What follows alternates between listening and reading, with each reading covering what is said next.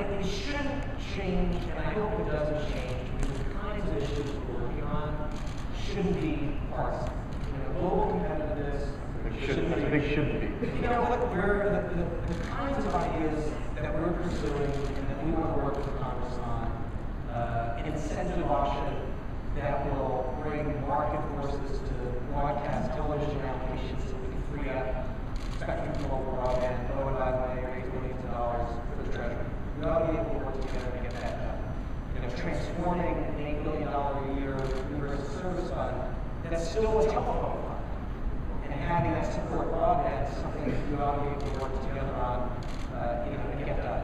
So we're going to keep doing what we have been doing, trying to, identify what are the levers to drive global competitiveness in the U.S. around broadband infrastructure, and try to get there. Well, let's talk about broadband then.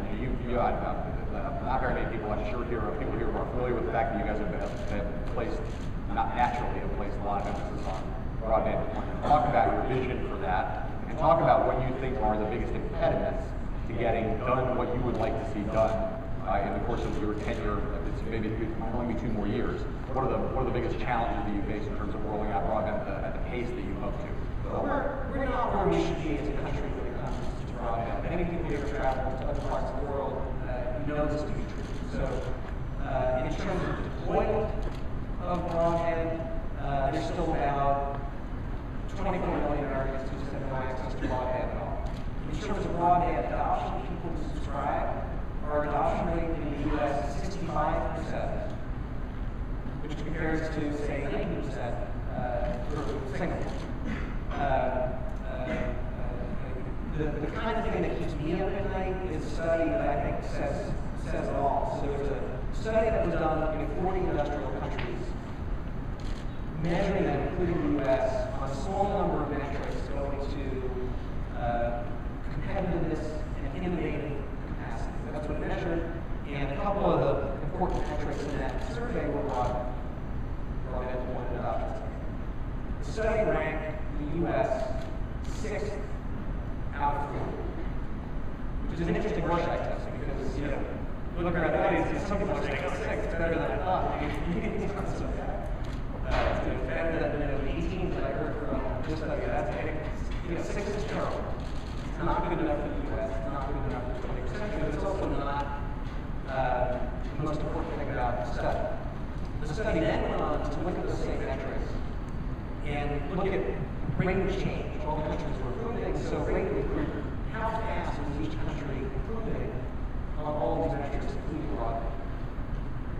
And in that way, the study ranked the U.S. 40th out of 40. So that's, what scares me. And then you read you read about a company like Applied Materials, Silicon Valley company not far from here, very important, focus on energy technology, decided a few months ago to move its CTO and its CTO's operations to Beijing. So the question that I think we all have to ask ourselves is how many companies have to move their CTOs overseas before we say we have a crisis? Well, what's in the way of fixing it? Is my question. What are the obstacles to getting this done? So the biggest obstacle, it's the stuff we've been talking about, spectrum.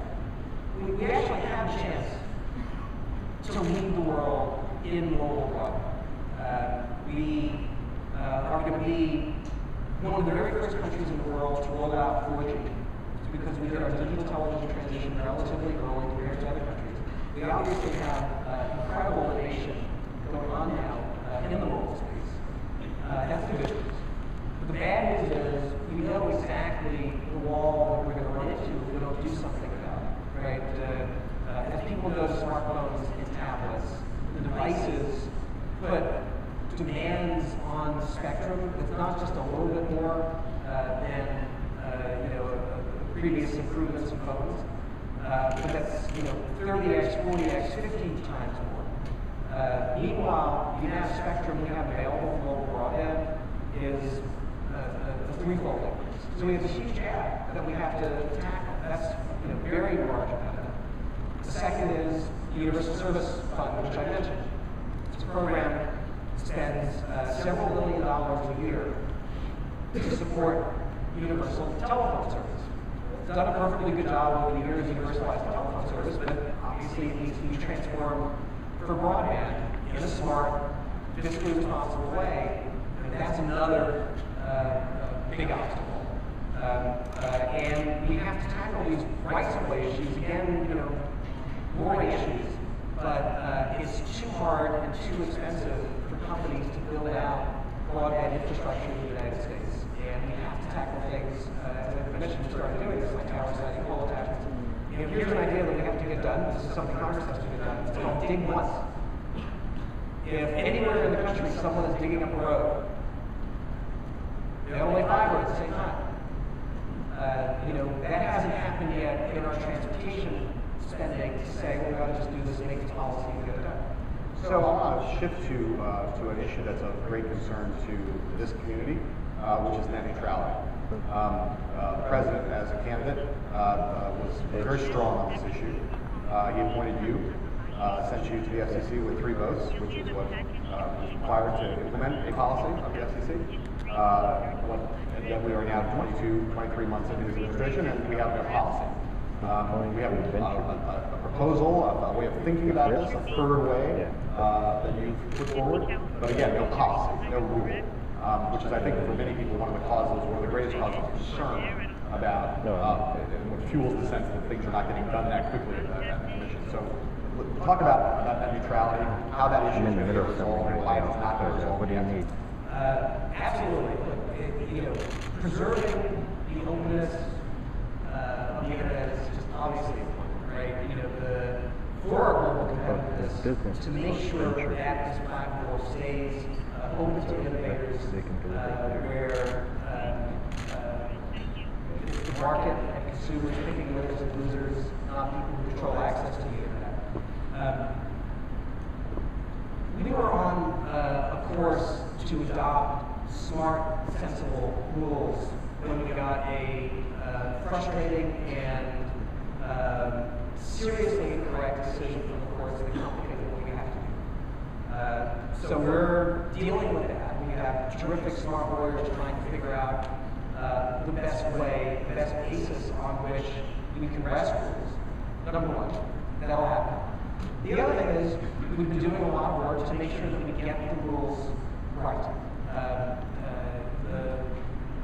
We need to make sure that what we do maximizes innovation and investment throughout the ecosystem.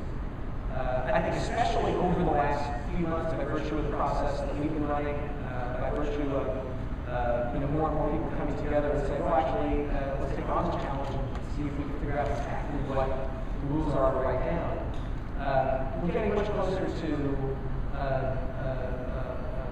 a perspective on these rules will maximize innovation and investment in an area that's fast-moving in terms of technology, fast-moving in terms of business models, and where we want to make sure that what we do actually is a spur to investment and innovation and doesn't, inadvertently slow things down.